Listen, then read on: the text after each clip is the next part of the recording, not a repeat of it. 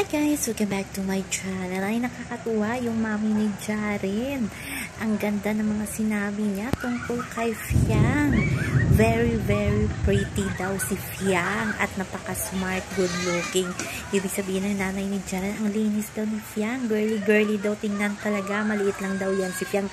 Kung naalala nyo, nakapasok na ang nanay ni Jaren sa PBB house. Kaya tinanong siya, kahit hindi nga siya tinanong ng mga fans ni Jaren tungkol kay Fiang, ay talagang siya mismo nagsabi na si Fiang daw ay very, very pretty. O, diba?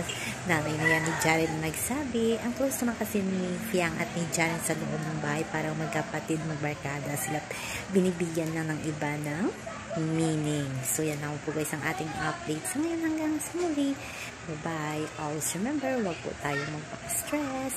Please like, share, and subscribe my channel para ma-update sa bagong upload. Ayan, abangan mamaya, Eviction Night. Nakakatakot. Sino kaya kina Jaren, Kai, at Fiang ang lalabas mamaya sa bahay ng kuya. Bye-bye!